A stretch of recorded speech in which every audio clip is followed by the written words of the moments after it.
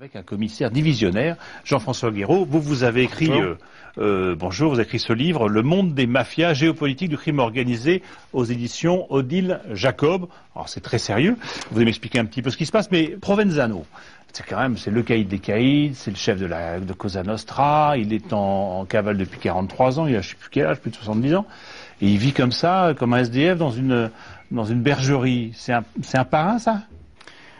Que savons-nous réellement de la manière dont il vivait? On ne le découvrira peut-être que dans quelques années. On peut être à la fois très riche et vivre de manière modeste. N'oubliez pas que Bernardo Provenzano, donc, qui est un homme issu de la petite ville de Corleone dans la banlieue de Palerme, est un homme simple. Les palermitains qui dirigeaient Cosa Nostra dans les années 80 appelaient les gens de Corleone, et en particulier Provenzano et Totorina, ils appelaient les ploucs, les paysans. Voilà, ce sont des gens qui vivent souvent de manière modeste. Embrassant des milliards. Embrassant des milliards. Et en risquant la mort. Bien sûr. C'est quoi l'intérêt alors de... Je veux dire, s'ils n'en profitent pas du tout, ça paraît bizarre.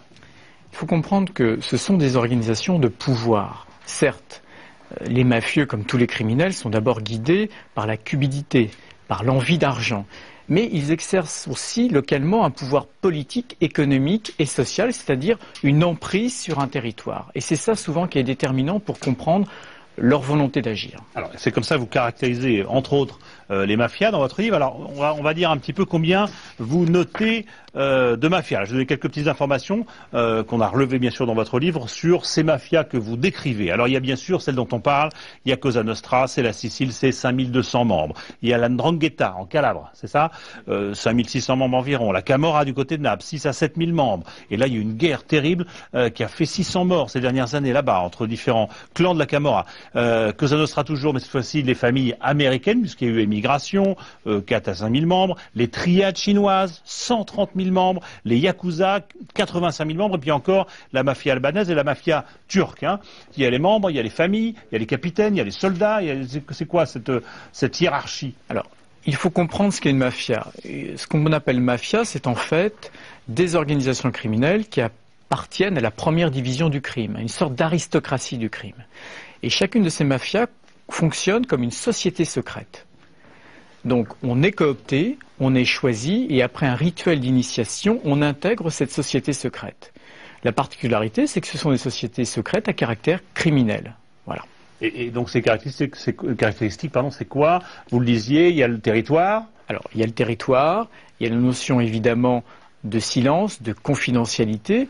Toutes ces organisations souhaitent en permanence demeurer invisibles, c'est-à-dire passer sous le radar de l'État, de la presse et de l'opinion publique. Ce qu'on a connu en Sicile au début des années 90, c'est-à-dire une grande période de visibilité, de terrorisme, d'assassinat, de juges, de policiers, c'était une petite parenthèse. En réalité, toute l'histoire de la mafia en Sicile et des mafias en général, c'est une histoire de l'invisible. Et moins on les voit, plus elles sont contentes. Exactement, c'est le meilleur moyen de faire du business. D'accord. Et c'est pour ça qu'on en parle peu. C'est pour ça que souvent on se dit, c'est la fin, c'est terminé, il n'y a plus de mafia, etc. Voilà. En fait, c'est un leurre. C'est un leurre complet. Dans l'histoire, si vous voulez, des mafias, on essaye toujours de nous faire croire soit qu'elles n'existent pas, que c'est une invention de journalistes, ou bien on essaye de nous faire croire qu'elles sont mourantes, moribondes.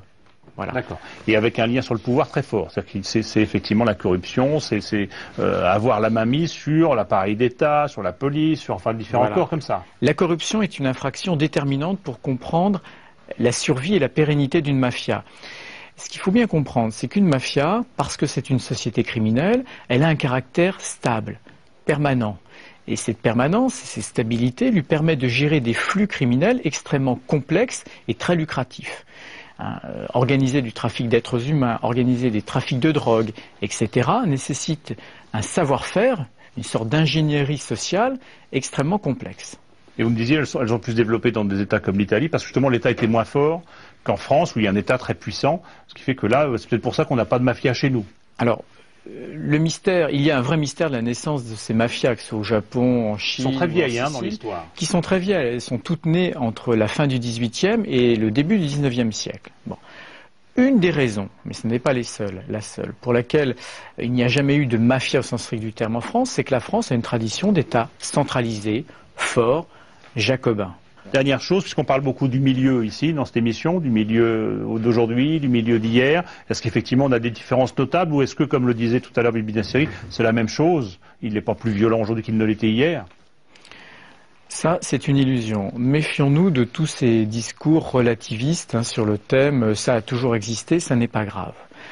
En réalité, il y a un milieu français qui comporte un certain nombre de permanences. Une de ces permanences qui est ignorée et qu'on ne veut pas voir, c'est la présence ou l'omniprésence des bandits corses, qui sont forts, puissants et extrêmement bien implantés, pas seulement en Corse et dans le sud de la France, mais y compris en région parisienne.